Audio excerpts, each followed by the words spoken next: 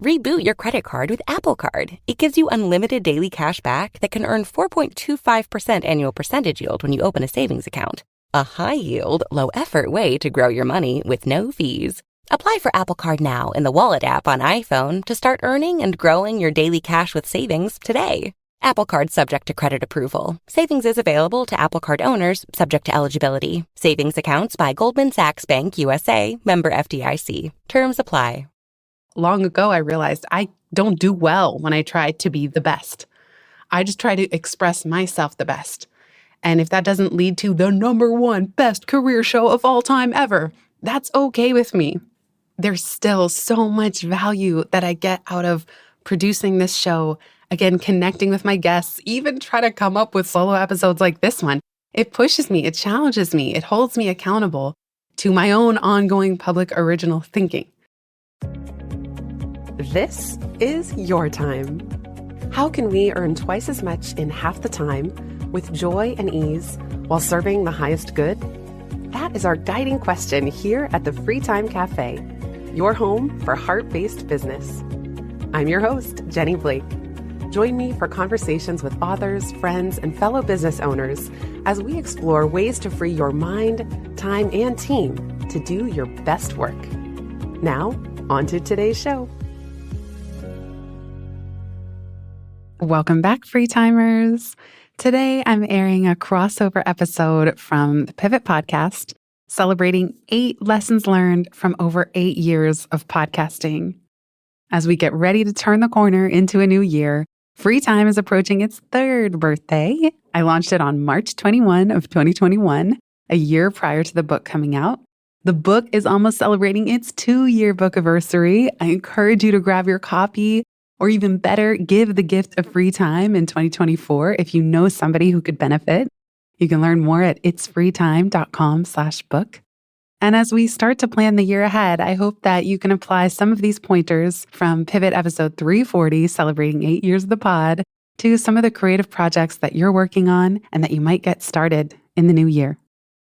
Happy holidays, happy new year, and I'll see you on the other side.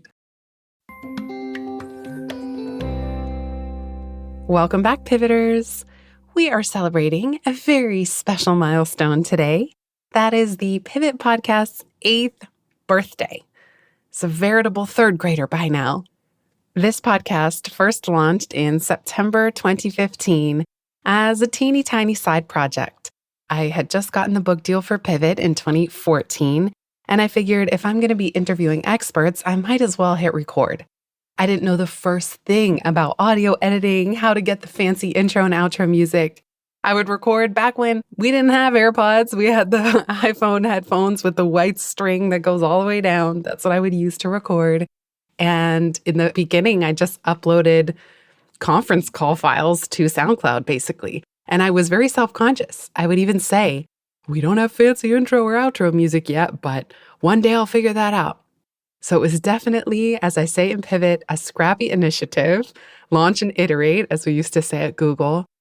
And what surprised me most was that I had so much fun interviewing people and hitting record and reaching out to my next guest that by the time the Pivot book launched in the fall of 2016, 1 year later, the podcast had almost eclipsed it as the favorite thing that I would do on a day-to-day basis. At this point now, after 8 years and about 2 million downloads, we have 340 episodes, which doesn't include another 250 since I started the Free Time Podcast. And there have been many ups and downs along the way. There have been many points where I wondered if I should stop doing this podcast. Today, I'm going to share the 8 things that do keep me going and the reminders that I share to myself that keep me in the game and that keep me running this show in addition to Free Time, because there's really 2 different audiences. Pivot is about navigating what's next and embracing intuition and even insecurity and uncertainty as the superpowers that they are, whereas Free Time is for small business owners. Another thing I want to say is that this show, it never really cracked the charts. I mean, every now and then it will make the top 100 or the top 200 in the careers category, but it's not necessarily this gangbusters project that, oh, okay, it's 8 years to an overnight success, and now it's the #1 career show. it's not like that. And in fact, even the advertising that goes with the podcast, it doesn't quite pay for the expense of producing it. So I think that's why I need these reminders to myself, because there's so much value here that goes beyond the metrics and beyond the money. But sometimes when I'm in a dip or I'm at a plateau, I need to check in and say, is this something that I should keep doing? Time and time again, the answer to that question is yes.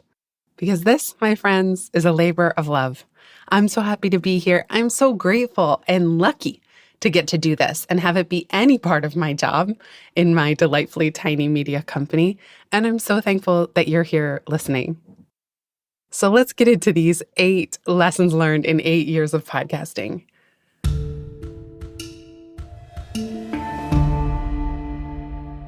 Number 1, ride out the inevitable dips and plateaus. As my friend Leanne taught me to do, ask, how can I fall in love with this again?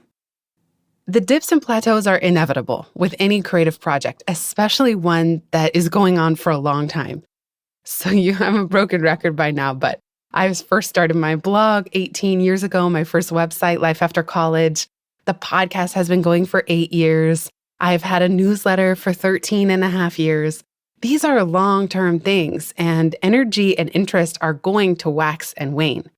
So it's not a question of when you hit a dip or a plateau, is something wrong? It's like, oh, hi, friend, here you are. Here I'm hitting a wall where I don't have the motivation to move forward, at least not in the way that I was working. That's what's so helpful about this question. How can I fall in love with podcasting again? How can I fall in love with writing my newsletter again? It's an open-ended inquiry that you can really feel into. So for example, sometimes when I've hit a plateau, even with interviewing, it's not necessarily the production or what happens after an episode goes live, but it's the time invested in creating those episodes. I remember there was one month a couple years ago where I looked at my calendar, I looked at the week ahead, and I was just not excited. I really wasn't looking forward to the interviews that I had scheduled. And I had to reverse engineer, why is this happening? Why am I dreading interviews? This is an optional project. Nobody's making me do this. And I realized the mistake that I had made was that I said yes to too many incoming guest pitches rather than following my intuition and my own curiosity and excitement. So there was a big difference between when I knew I was going to hop on it's not really Zoom call or Riverside.fm call with a guest that I was totally geeking out over, like an author who I couldn't believe I could get on the virtual horn with, like Kevin Kelly or Danielle Lindemann, who wrote a book on an academic take on reality TV. I mean, those are the ones where I was like pinching myself. I can't believe I get to talk to this person today. And then there were other ones where, oh, okay, intellectually, the topic or the book sounded good at the time, but it was an incoming pitch. So I wasn't following my natural energy, and I just had too many of those on the calendar. And so I had to make a rule to be stricter with myself about who was going to make the cut and about not accepting so many inbound guest pitches unless the book and the subject matter and the person had me leaping out of my chair with glee. That has happened sometimes. So for example, Mark Lesser was an author who I first read when I was just starting out my career. I read his book, The Zen of Business Administration, and I couldn't believe that his team was reaching out to me at the Pivot Podcast to say, would you like to have him on the show for his new book?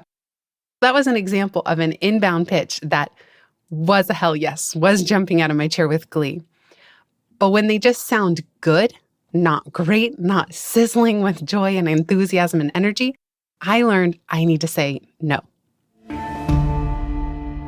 Lesson number 2, reconnect with the even more meaningful metrics, EMMM.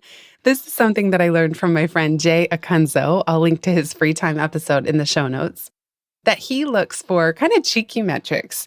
Number of times that writing one of his episodes makes him laugh, or the number of unsolicited replies to an email that goes out about that podcast from readers or listeners saying thank you.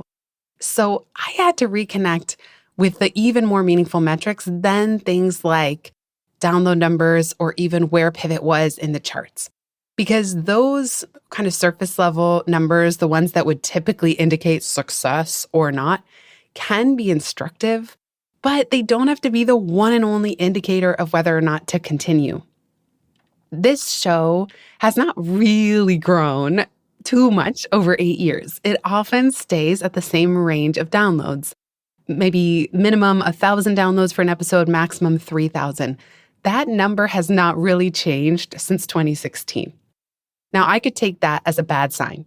I'm doing something wrong. The show isn't growing. It's at a plateau and it has been for ages. Shut it down. On the other hand, that does not need to be my indicator of whether this is worth doing. For starters, 1,000 listeners or 3,000 is a lot of people. I'm so grateful for you if you're one of those 1,000 or 3,000 listeners in any given episode.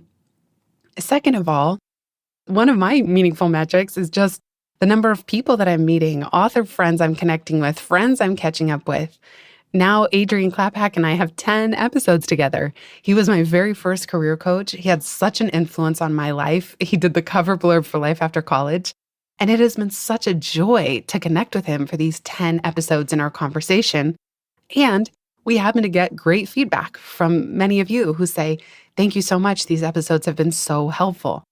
And so I don't really care. Does it matter to me that those episodes go viral? No, it doesn't. There's so much value in creating them, regardless of what the official numbers say. We'll be right back just after this. If you're cooking up big plans for 2024, then I am thrilled to cordially invite you to a 1.5-day free time immersion that I'm co-hosting in Miami with one of my business besties and longtime friend-tours, Dory Clark. Dory is the author of 4 best-selling books, including Reinventing You, Stand Out, Entrepreneurial You, and her latest, The Long Game. She is so brilliant, really one of the smartest people I know who can make so many things happen in life and creative projects. And we're doing a rare one-time IRL event to help you make 2024 your best year ever. We've both built successful mid-6 and 7-figure solo consulting and speaking businesses, and we've also done it while prioritizing fun and ease and joy and free time. This is going to be an intimate gathering where we'll be sharing detailed brass tacks insights with you about our favorite topics. We're going to start with talking about how to set your time free through smarter systems, and then we'll move into how to take action on your most important long-term goals. That goes with Dory's best-selling book, The Long Game, in the midst of all the short-term noise and shiny shoulds, as I talk about in free time. So if you're somebody who has a lot of discretion over your time, you might be an entrepreneur or self-employed, or you're at a high level inside of a company and can kind of call your own shots, this workshop is for you. We are so excited to get together. Again, it's a very small group, just about a dozen of us, to talk about how to make smarter, more strategic choices in our work and small changes that will have a transformative effect on every single thing you do. This workshop is happening in Miami on Thursday, February 1st, and a half day on February 2nd. I can't wait to meet you and see you there. If you want to join us, you can learn more and enroll at itsfreetime.com/Miami. That's itsfreetime.com/Miami. This episode is brought to you by Carnegie Mellon's Tepper School of Business. Want to advance your career or switch fields? An MBA from Carnegie Mellon's Tepper School of Business can help. Earn your degree from a top-ranked business school with a thought-provoking curriculum, one-on-one leadership coaching, support from experienced career counselors, and full-time online hybrid and accelerated MBA formats. Join the intelligent future. Visit cmu.edu/Tepper to learn more.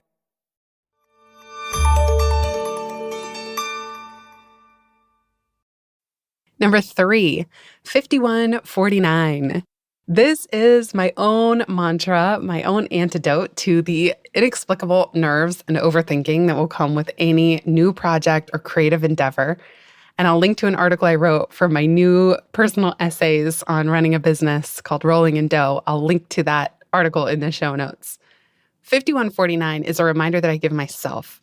So even when I'm feeling 49% fear, anxiety, awkwardness, not wanting to continue, I try to remind myself, just tip the scales ever so slightly to 51%. Take one tiny step forward. 5149. My job is not to make the 49% go away. I just need to soften my focus around precise measures of success so that I can see the surrounding constellation. That's something my dad taught me, that when you're looking at the stars, you actually have to soften your gaze so that you can see more of the stars. Whereas if you hone in on just one, you're kind of missing the bigger view. So for me, if I'm worried about what people will think or how I might put my foot into my mouth or disappoint others or disappoint you listening, if I'm afraid that a podcast isn't as good as it could have been, or I was at peak awkwardness, or everyone's going to just unsubscribe in droves, 5149, just keep going. Now, some of you may say, well, why am I even here listening to you with these 8 lessons? Your podcast is okay. It's not a chart topper. It's not the best. Well, this article talks about how long ago I realized I don't do well when I try to be the best. I just try to express myself the best. And if that doesn't lead to the #1 best career show of all time ever, that's okay with me. There's still so much value that I get out of producing this show, again, connecting with my guests, even try to come up with solo episodes like this one. It pushes me, it challenges me, it holds me accountable to my own ongoing public original thinking. I'll link to that episode in the show notes too. Lesson number 4, eyes on your own paper. This is a reminder that I share in a sidebar in my 3rd book, Free Time, Lose the Busy Work, Love Your Business. And it's that whenever I fall into compare and despair, even there was a moment where I was very despairing when in 2018, a large media company launched a Pivot podcast. You're probably familiar. In fact, you all probably subscribe like I do to that one with Kara Swisher and Scott Galloway. It's a great show. But when I saw that they were launching and they were calling their show Pivot and that mine had already existed for 3 years, but it was kind of like a quiet podcast tree in a forest that, I don't know, whether they knew it existed or not, they didn't care. They trademarked the phrase Pivot as the name of a podcast. I felt so discouraged. I felt like these big fancy people just came and took over the sandbox that I was playing in. And I didn't know what to do. I didn't know if I should shut it down. In fact, part of that led me to say, well, what can I do next? Maybe it is a sign that I need to expand what I'm doing. And that is part of what got me thinking about free time and a whole nother direction to branch out into while keeping Pivot going.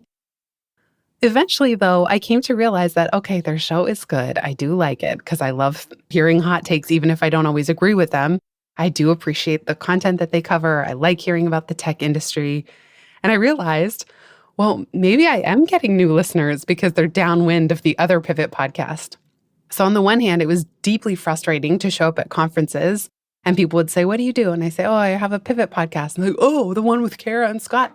No, not that one. So all of a sudden, it became so much harder to describe what I do without invoking them and their show. But maybe I was getting a lot of new listeners because people were searching for their pivot and ending up on mine. I don't know if that's the case, but can you imagine? Well, maybe it ended up giving me all these years of free marketing and free organic show growth just because they also exist. So at that time, I had to remind myself, eyes on your own paper. I cannot obsess over what they're doing and how big and fast their show is growing and how they're backed by Vox Media and how they're having merch and in-person conferences and events. And then, oh, now New York Magazine buys them. I mean, it was leading me to just such levels of compare and despair that I had to remind myself, this is what I'm doing. I actually wrote the book called Pivot. They didn't, so it's okay. We can both exist. Eyes on my own paper, stay focused on what I'm doing, and keep going. And if there comes a day where I'm no longer having fun with this, of course I can stop. I can shut it down. I can pivot, if you will. But I don't need to as long as I just stay focused on my own paper, on my own progress.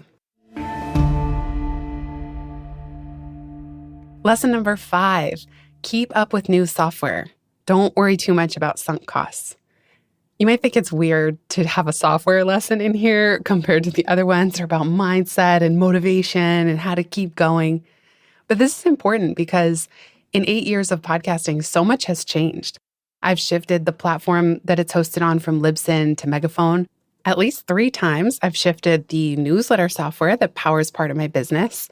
moving from Aweber in 2010 over to MailChimp. Then my whole business backend was powered by Kajabi, which is really an all-in-one for all kinds of things in the business. And now, just a couple weeks ago, I moved everything, 20,000 subscribers across Pivot and Free Time over to Substack. And I couldn't be happier. Every single time I've done one of those migrations of moving everybody around, it's incredibly nerve-wracking. What am I going to break? Probably am breaking a million things in the process. And is it worth doing? Should I just stay where I'm safe and comfortable? But yes, it has always been worth it. With podcasting, I told you in the early days, I would just dial into a conference line and record. And then the pandemic hits and everyone gets used to Zoom. And then a new service called Riverside.fm launches. And that's what I use now. Even within Riverside, I needed to learn, I shouldn't create a new room for every guest because that creates a new link every time. And then there's margin for error because if I forget to send the link or I send the wrong link. So I needed to create one room for the Pivot podcast, one room for Free Time. Then the link never changed and I could put it in Calendly so that everything about guest booking was automated. They fill out the Calendly, it gets automatically added to their calendar with the correct room link. Then a Zapier integration sends their Calendly information to my Notion podcast production board and it's all there and it's automated, but that takes time. Even Notion didn't exist when I first started podcasting. So managing the whole sequence of a day in the life of a podcast episode is a complex thing. And it got so much easier once I did teach myself Notion and move my whole business backend over to Notion. I'll put a link to the day in the life of a podcast episode Loom in the show notes in case you want to check that out. And if you're a business owner, I also have a done for you business operations dashboard where I give you everything that took me years to build for my business backend, including a podcast production template, content calendar, so much more. I'll put that in the show notes too. The key thing here is that just like people who say, I had to walk to school uphill both ways in the snow. Sometimes it feels like that if you're an OG in a space like blogging or podcasting. It's like, I had to teach myself HTML and CSS and hard code websites and a text editor back in the day. And now Squarespace makes it so easy. Anyone can do it. That's a good thing. And it's true that some of what you do in the early days of any platform or process like this is obsolete. And you learned and did things the hard way, and that's no longer necessary. But I've learned that it's really important to just keep up with what's happening and not jump to every new shiny software object, but also not be afraid of them. And be willing to traverse those learning curves to improve process and make things easier for you and for your team and for the guests. And I happen to love tinkering in new software, but sometimes it's not easy to know who's going to stick around. So one big mistake I made was I paid money every month and a little bit upfront for a podcast transcription service. And I put the link in every single show notes for every episode. And then boom, that service pivots. The customer support stops writing back to me and my team. They no longer do transcripts, and now I have a zillion broken links that we need to go fix. That was something that I kind of bet on the wrong software. And I also learned a very hard lesson about those broken links that I should have just had one vanity URL like pivotmethod.com/transcripts that would have never changed. Even if the software that I used or the format of how I delivered transcripts would change, I wouldn't have to go fix 100 broken links. Because when you're doing something like this on a weekly basis, the more times you put a link or something that could possibly change, the more you need to go back and fix if it doesn't work out.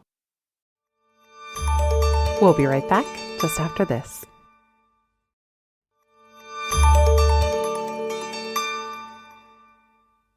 Lesson number 6, hire help. If you are going to be doing a creative project for the long haul, it's worth it. Hire help. In the early days, I would have a VA who would help me with some guest prep and might help me draft some show notes. And I had a separate audio editor who would edit the audio, but we would often have to give timestamps of what to fix. But the biggest problem was me. I was still the bottleneck. I still owned the life of an episode because I had this team of kind of random contractors. None of them owned the episode fully, and it would often get stopped and blocked at my desk. So if I failed to write the introduction for the show notes, it wouldn't go live. If I failed to send the right edits, it wouldn't get to the audio editor in time. If I failed to approve the show notes in whatever platform we were publishing in, the show wouldn't go live. And so what happened was, if I had 20 episodes in the can or in the process at any given time, when Jenny, got overwhelmed or got busy with client work or traveling for speaking engagements, the whole thing would grind to a halt. One of the best things I did, my brother really had to convince me to do this, was after the Free Time podcast launched, and I just realized this was a lot to keep up with, I went all in and really went pro by hiring a full-service podcast production team, One Stone Creative. So when you listen to these podcasts for the last few years and they sound good to you, that is all thanks to them. The fact that we have not missed an episode since I hired them for either Pivot or Free Time, and I produce 14 podcast episodes a month, if you can believe it, is because of them. Hiring them means that I get to show up and do what I do best and what I most enjoy, which is conducting the interview or recording a solo episode, and they handle the rest. So they're helping with guest prep when I'm going to interview somebody. They're helping draft show notes. They're helping edit the audio, and someone else does the quality check and listens to it and gives feedback. And then they do a second round of audio edits and they draft the show notes. And if they haven't heard from me on a missing piece of the show notes, they schedule it to publish anyway. One of the most important things I said to them when I hired them was, do not let me be the bottleneck. The shows should go live whether or not you've heard from me on any one piece of it. So how can we set things up where I don't stop the production schedule? And they've been so great. They've been such a wonderful partner in helping ensure that that's the case. Lesson number 7, go your own way. There's a trend happening in podcasting that I cannot stand, that you've probably heard me complain about, and it has to do with diminishing returns and shiny shoulds. I'm going to link to a Free Time episode in the show notes on diminishing returns and the true cost of shiny shoulds. I define shiny shoulds in Free Time as things that seem like a good idea, that people tell you you should be doing, like you should be on social media, or even you should be on LinkedIn and active and posting things at a certain frequency, but that they're shiny because ultimately they drain you. You dread doing them. You're not good at them, and they suck so much joy out of something that you almost want to stop doing it altogether. So my big pet peeve with the way podcasting is going is that everyone's saying, you've got to be on video now. And so even as a guest, when I was doing the Free Time podcast tour, when the book launched, it was so different from when Pivot launched in 2016, because now half of the podcasts that would have me on wanted to record on video. And they said, oh, I don't even like video, but I know I need to create some content for social media. So we take clips and we put it out on social. I know that their intentions are good, but for me, it just takes all the joy out of what's special about the podcasting format. I love that I don't have to worry about how my hair and makeup looks. Like right now, it is early in the morning. Michael has Ryder out for a walk. I have sleep clothes on. My hair's a mess. I probably have sleep lines on my face. My voice is still a little creaky from being a little under the weather and also not having spoken very much yet today. And that's the good news. I didn't have to think about how messy my room is, what the lighting looks like, my background, none of it. If I had to worry about getting on video every single time I did one of my 14 podcasts a month, I would stop doing it altogether. So nobody can convince me that I should do video, because I know that the moment I start to try to do video every single time, there will be so much friction that I will stop doing this altogether. There is a point of diminishing returns on good ideas for your creative projects, your business, even things at work if you work within a larger organization. And so you really have to think about not just, oh, is video podcasting, is it a good idea? Could it help me grow my listenership? Maybe, but what is the true cost? If it sucks all of the joy out and it creates so much friction that you never want to do it, then it will kill the project altogether. So I'm constantly reminding myself, go your own way, go your own way. And it gets to the point where sometimes I need to say yes to podcast invitations by saying only if we can record audio only. Now, I'm trying not to be such a curmudgeon And I know that it's good for me too to be searchable on YouTube. And I'm grateful that a lot of the free time book and podcast tour conversations are on YouTube because so many people record on video. But I also need to give myself permission to say, I don't have to do video 24/7. I don't want to. And I also gave myself permission to stop getting so dressed up for those interviews, to stop worrying so much what my background looked like. Would it be better if I had a fancy DSLR camera on a tripod with depth of field and perfect lighting? Yes, but it's not a zone of genius for me to have this beautiful tech setup and clutter-free room and noise-free home. I just don't live in that kind of environment. So while I do record about once a week at a production studio in Midtown called Gotham Production Studios, that just holds me accountable to recording my solo episodes, and it does give me a quiet place to chat with guests. But I don't turn video on unless I absolutely have to, and it's usually at somebody else's request, unless I'm recording with a guest together in person at Gotham Production Studios, which is super joyful. Even then, I'll record the video just to have it, and so far I haven't done anything with those 10 video-based podcast conversations. Part of it because I think it's boring unless you have really snazzy editing. I think it's very boring to just look at two people talking to each other on video. And that's the other true cost of this. It's not just the friction of, am I video ready, that would slow me way down. There's so much more intense editing necessary when you're involving video than when it's just audio. So if you are falling into a shiny should, where someone's telling you you should be doing something, everyone else is doing this, oh, this is the way of the future, you don't have to listen. If it would stop you from doing something altogether, just ignore them. Could my show be 10 times bigger if I was on video? Maybe, but I don't care. I don't care. If I had to be miserable and go to all this extra trouble and do all this extra work just so my show could be bigger, just so I could be on video, I don't care. I really don't care. I will take a smaller show any day and keep it within the realm of fun and the realm of like frictionless recording.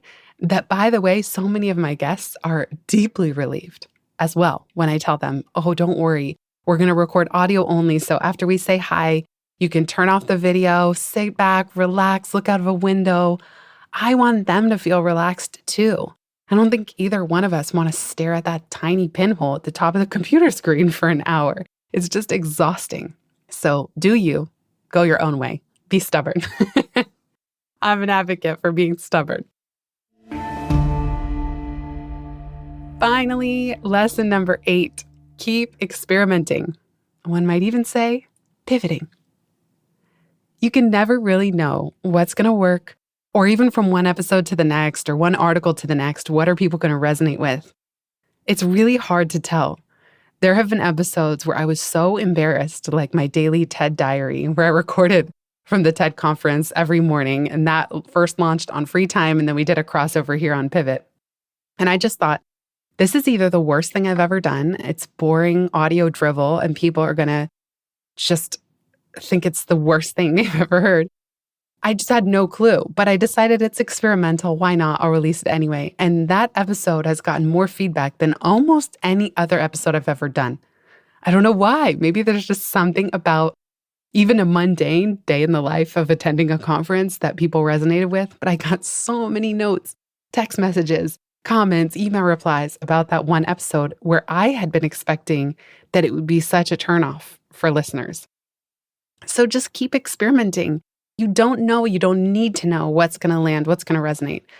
It goes back to lesson number 1, how can I fall in love with this again? I think that the experiments are about how can I fall in love with this again and again and again? Because 8 years, this is longer than my marriage so far. I've been married for 5 years, coming up right around the same time. Anyone will tell you about marriage. How do you stay married? Don't get divorced. How do you stay in podcasting for 8 years? Don't quit. You will have dips. You will have plateaus. So the experiments are, okay, I keep learning, growing, and evolving as a person. How can I keep this fresh? What next experiment do I need to try in terms of who I invite or solo episodes I record to keep myself challenged and learning and to keep resonating with you who's here listening?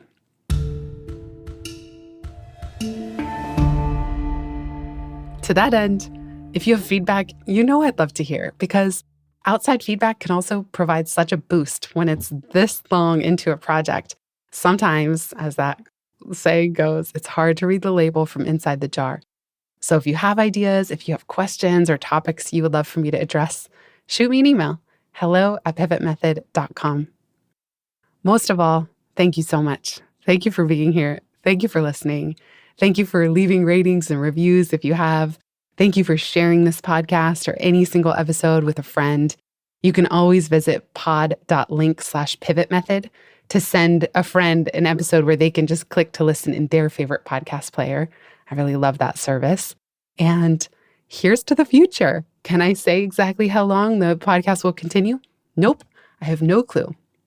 All I know is I'm still having a blast. I'm still so grateful that you're here, and I can't wait to see where the show takes all of us next. Thank you so much for listening. Have a beautiful rest of your day. If you've listened this far, you get a gold star. Thank you. Word of mouth is the most joyful way we can grow this show, and it helps us land interviews with the luminaries and insightful guests that you would most love to hear from. Please send this episode to a friend who might find it helpful. And for show notes and related links from this episode, visit itsfreetime.com. While you're there, make sure you're subscribed to the Time Well Spent newsletter. You'll get instant access to my tech toolkit, a continually updated list of all the software I use, along with the total monthly spend to run my business, where no one works full-time, even me. Visit itsfreetime.com/join. Remember, you are running the show. It's time for radical reimagining, and everything is up for grabs. Let it be easy, let it be fun, and build with love.